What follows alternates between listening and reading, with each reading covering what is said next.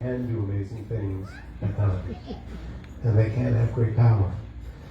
Her determination and tireless efforts ultimately led to a successful challenge in federal court in a 400-member class action affecting 257 home buyers in Long Island and Staten Island. Dr. Wilson, can you come up and give us a few words, please? Thank you.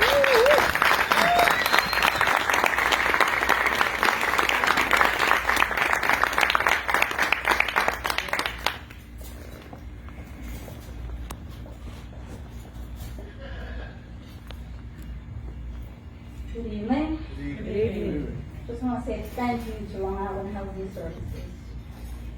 It's been an honor to work with them and to serve them. They've been a friend.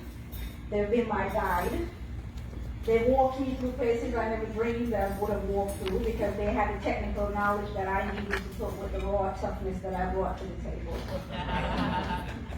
And they had such a profound impact on my work that I served with them for 3 years as their vice president.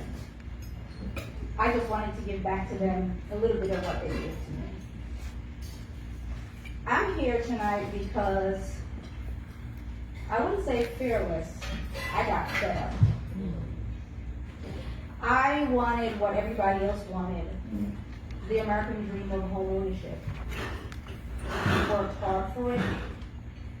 We invested in it. We made sacrifices.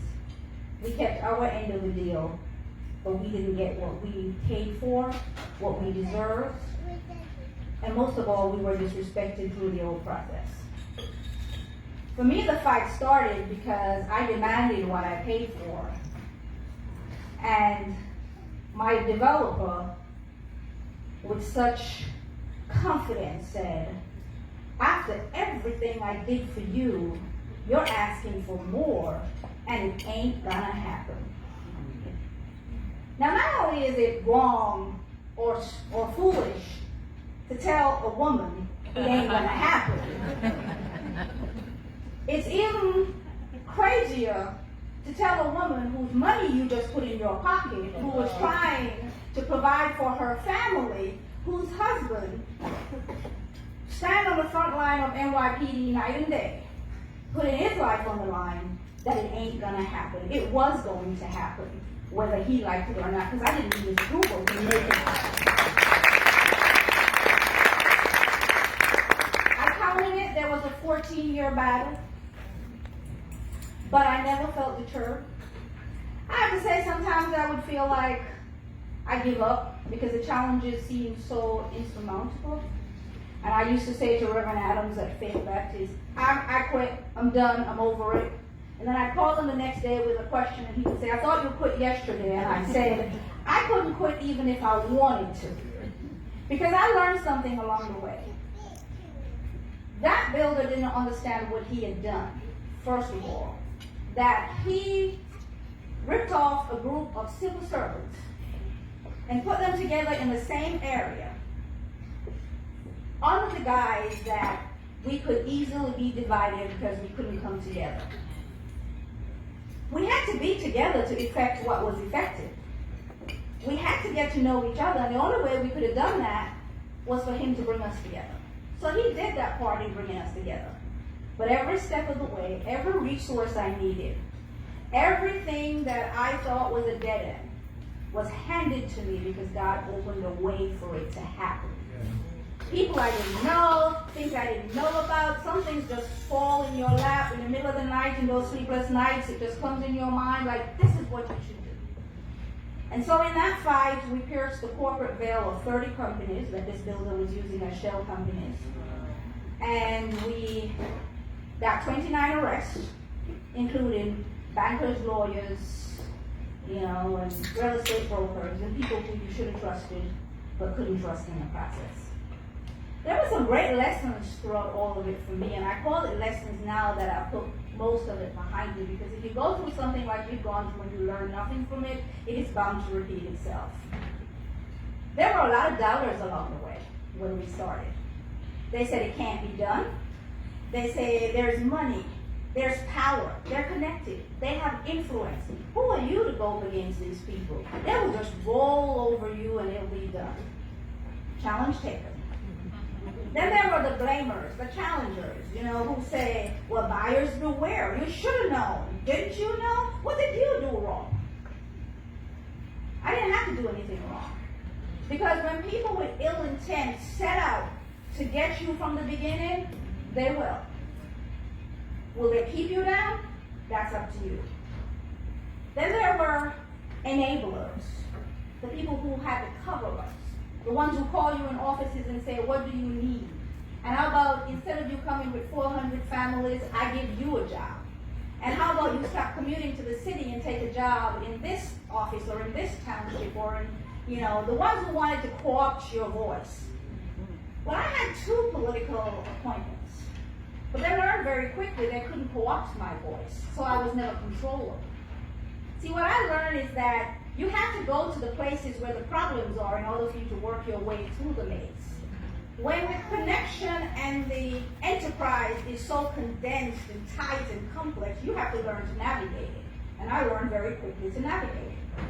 And then there were takers.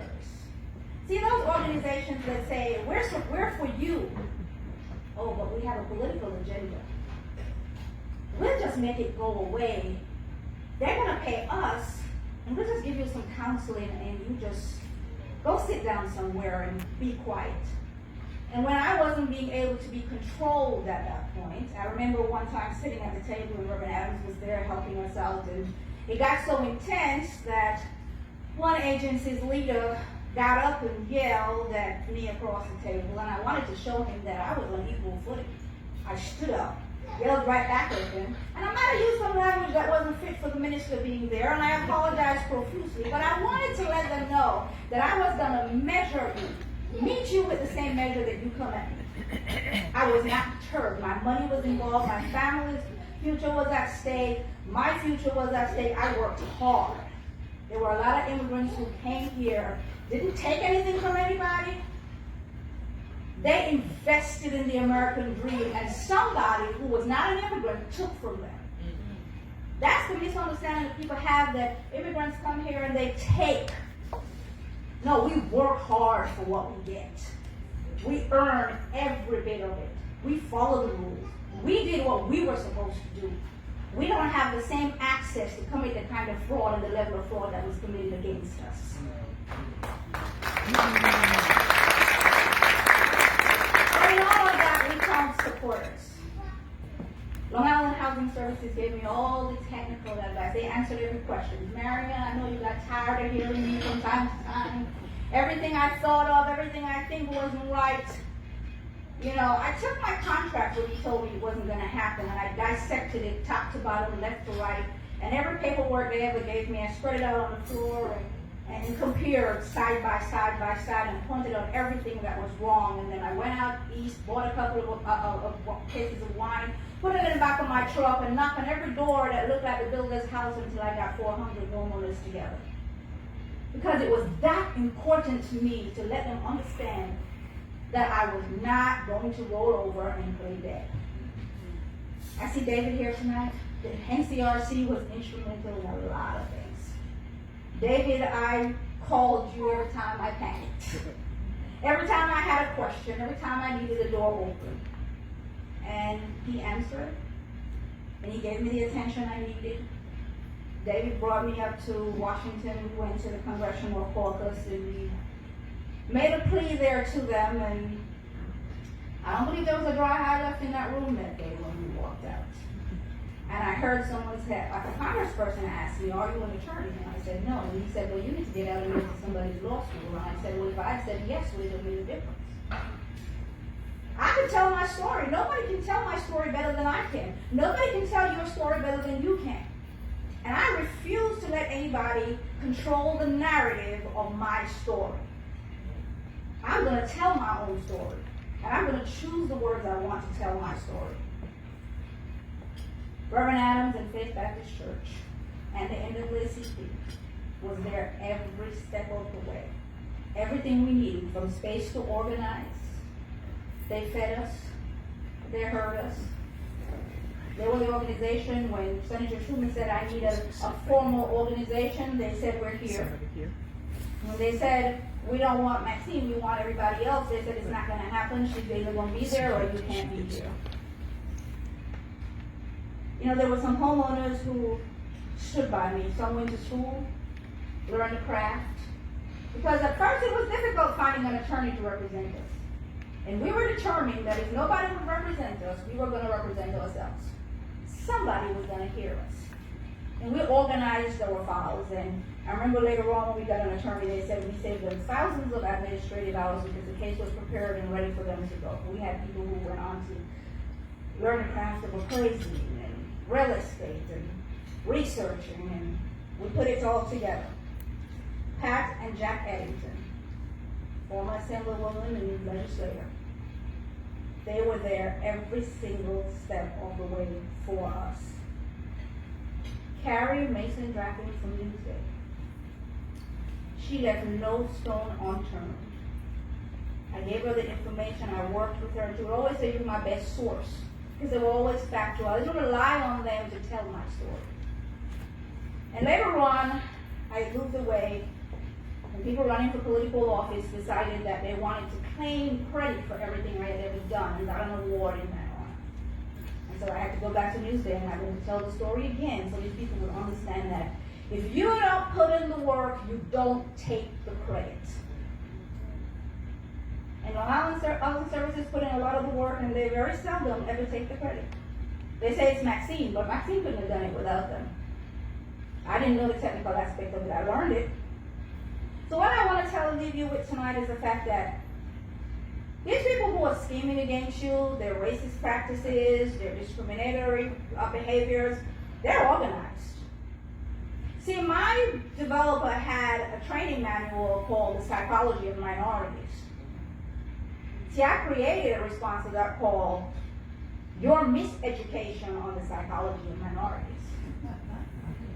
Because when you play with people's money, you learn something different from them. They know the law, and they work quite well within the guidelines, just enough so that it's hard for you to navigate to prove otherwise. They'll wear you out before you even get to that point. And they're connected. And the network of people who are connected with them are in the right places as far as we're concerned. In order for us to continue to fight this and to win, we have to become connected. Connected to the right people in the right places. You know, alone, you're just alone. But I had a network, a good network, that helped me to fight back and fight back vigorously. People who knew people who knew the law, people who knew how to organize.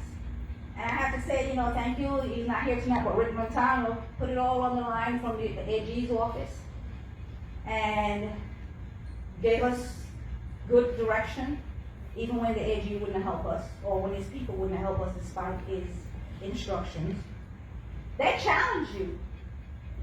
They challenge you. They take their wrongdoing and turn it around and say it's you. Don't be deterred by that. You have to keep fighting. It's a way to cut you off along the way. And you have to speak up. You have to tell your story. There are a lot of people who are afraid to say anything. They were embarrassed. I'm educated. I'm smart. This is not supposed to happen to me. Where did I go wrong? I can't let people know this is such an embarrassment. You didn't do anything wrong. Don't be embarrassed and don't take responsibility for other people's action. Hold them accountable. We did it. We continue to do it. I'm not on a large scale, front fighting housing, but I educate people. I still get calls from New York, and I haven't lived in New York in 13 years, but I still get calls all the time. How do we do this, and what should we do? And I answer every one of them. Because for me, teaching people how to fight and how to win, and teaching people how to get it right the first time is far more important than just going off to relax and leave it all alone and say, well, I did my part, I did my time. In 2008, former President Bush gave this person a pardon. Under false pretenses as well, the documents were put in. That didn't deter us. I wasn't in New York, but I organized. I still had my things in place. And Christmas Eve, that pardon was rescinded. Good deal. You don't have to stay excited every day. Organize, organize. Align yourself with the right organizations. Align yourself with Long Island Housing Services. Align yourself with the people who have the technical skills. And fight, fight, fight. That's the only way change happens, and change can happen. Again, thanks Long Island Housing Services. Thank you all for being here, and thank you for the honor.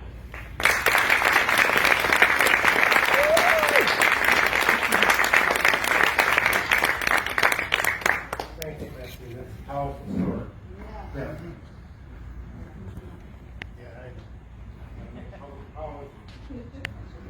Yeah, we had